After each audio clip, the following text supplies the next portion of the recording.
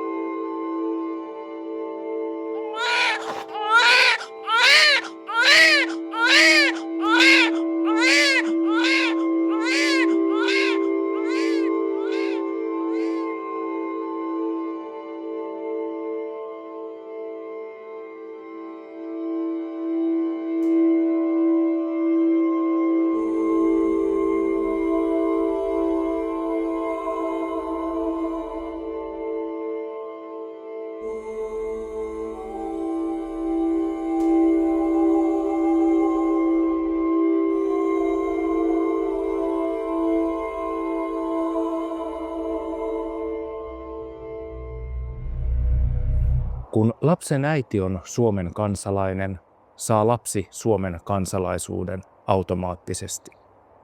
Kansalaisuus on status, joka säilyy syntymästä kuolemaan saakka.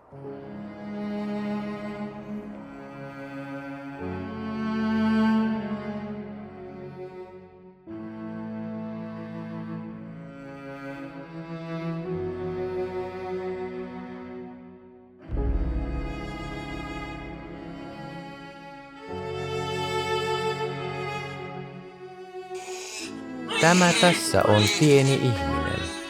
Hän syntyi hetki sitten. Maailma on hänelle uusi ja tuntematon. Viereisessä huoneessa hoitohenkilökunta tekee tehtäviään. Lapsi rekisteröidään väestötietojärjestelmään. Ihmisestä muodostetaan henkilö.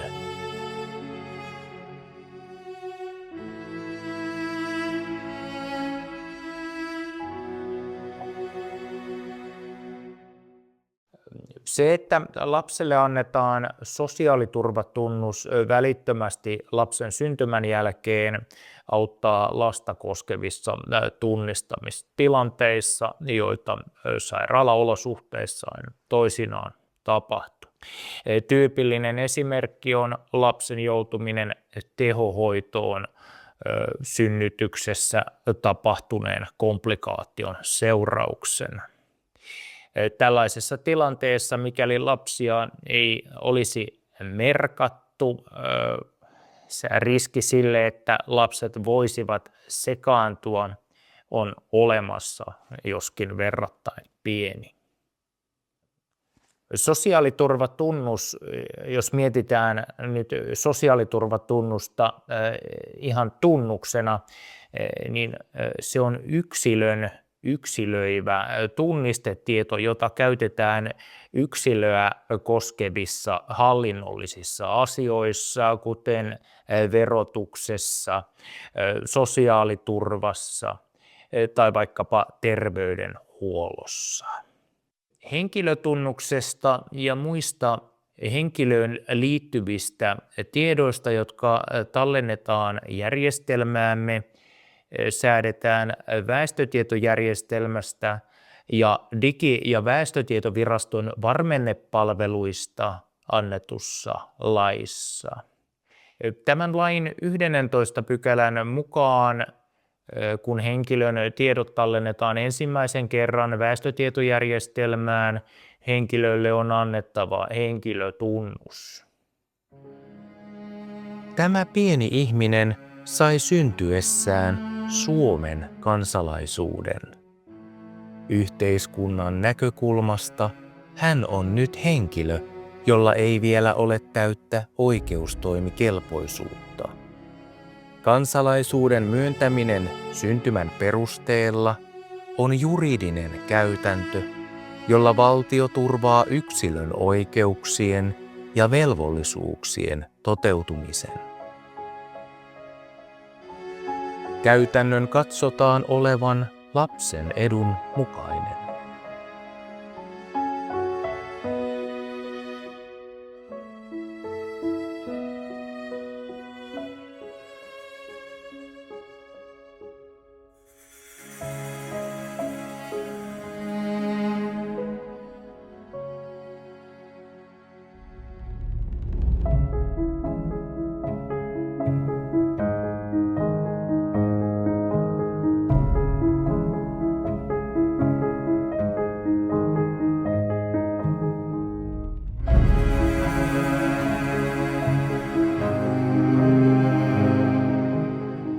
Lapsi siis saa Suomen kansalaisuuden, jos lapsen äidillä on Suomen kansalaisuus.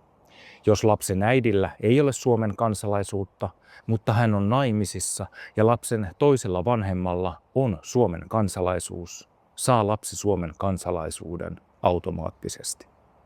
Mutta missä kohtaa lapselta kysytään, haluaako hän Suomen kansalaisuutta?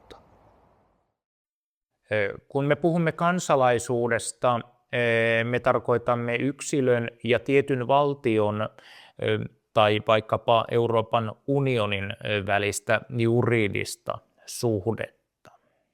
Toisin sanoen kansalaisuudella me pystymme määrittämään, mitkä on yksilön oikeudet ja velvollisuudet tietyssä valtiossa tai vaikkapa Euroopan unionissa. Kansalaisuus on ihmisoikeus, eli jokaisella ihmisellä tulee olla oikeus kansalaisuuteen, kuten YK:n ihmisoikeusjulistuksen 15 artiklan 1. kohdassa todetaan. Oikeus, jos mietitään oikeutta terminologisesti, oikeus tarkoittaa tietysti monta eri asiaa riippuen, missä kontekstissa tämä nostetaan esille. Mutta jos mietitään oikeutta toimia jotenkin, niin silloin tähän liitetään itsemääräämisoikeus. Eli henkilöllä on itsellään valta päättää, toimiiko hän vai onko hän toimimatta.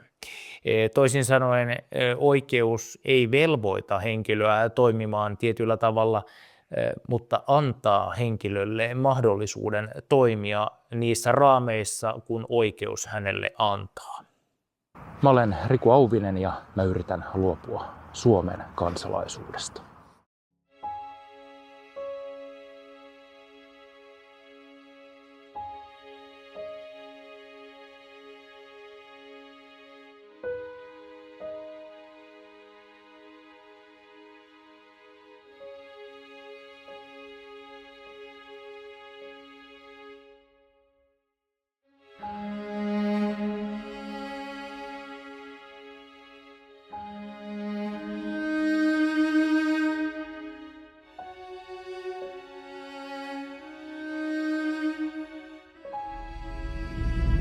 Kansalaisuuden tulee kuulua yksilön itsemääräämisoikeuden piiriin. Toisin sanoen yksilön pitää pystyä itse määrittämään se, kuuluuko hän valtioon vai ei. Ihan samalla tavalla kuin yksilöllä on mahdollisuus määritellä, haluaako hän kuulua kirkkoon vai ei. Ketään ei voi pakottaa kuulumaan yhtään mihinkään. Valtion pitää pystyä olemaan sen verran houkutteleva, että yksilö haluaa kuulua siihen, että yksilö haluaa käyttää itsemääräämisoikeuttansa ja liittyä tähän valtioon. Ihan samalla tavalla kuin yksilöt liittyy esimerkiksi kirkkoon sen takia, että he vaikka kokee jotain uskoa. Näin se on. Ketään ei voi pakottaa kuulumaan yhtään mihinkään. Ylipäätänsä se, että meillä on täällä kaiken näköisiä eri järjestelmiä, NATOa, EUta, valtioita, kirkkoja, erilaisia ilmastohössötyksiä. Ihmisten pitää itse pystyä liittymään niihin tai olla liittymättä. Ei me voida sitoa toisia ihmisiä, sellaisia ihmisiä, jotka ei halua kuulua näihin. Ei niitä voi sitoa tämmöisiin järjestelmiin. Etenkin kun nämä järjestelmät on täysin läpimätiä. Valtioiden, erilaisten instanssejen ja muiden järjestelmien pitää olla sen verran avoimia ja toimia rehellisesti ja rehdisti, että ihmiset, yksilöt haluaa kuulua niihin. Mutta koska ne ei toimi, niin niiden on pakko pakottaa. Ja se ei käy. Sen aika on ohi. Vapaana syntynyt ihminen sidotaan siis henkilöönsä, ja tämä henkilö sidotaan kansalaisuuden kautta yhteiskuntajärjestelmään. Mikäli kansalaisuudesta ei voi luopua, voidaanko tulkita, että kansalaisuutensa kautta yksilö on yhteiskuntajärjestelmän vanki? Mikäli ihmisellä on oikeus kansalaisuuteen, on ihmisellä oikeus myös kansalaisuudettomuuteen. Kansalaisuuden myöntämistä koskeva juridinen käytäntö kohtaa tässä haasteen. Yksilön valinnanvapauden puuttuessa kansalaisuutta tulee tarkastella velvollisuutena. Tämä herättää lukuisia jatkokysymyksiä.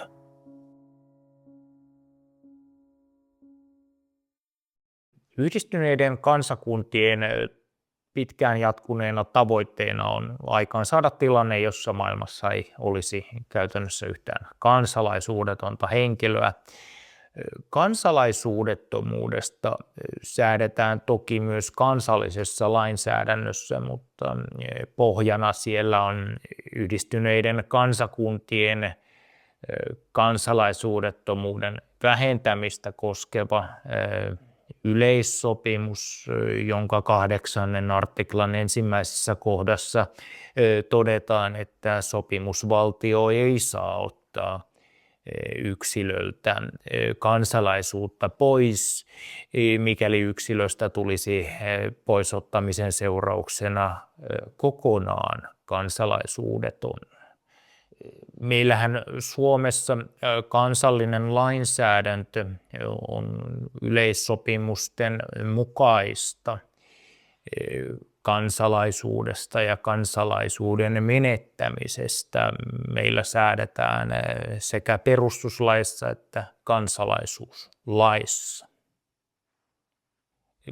Kansalaisuuslaki tai perustuslaki, sen kummemmin kuin yleissopimus, mistä mainitsin, ei mahdollista sitä, että yksilö voisi kokonaan luopua kansalaisuudesta.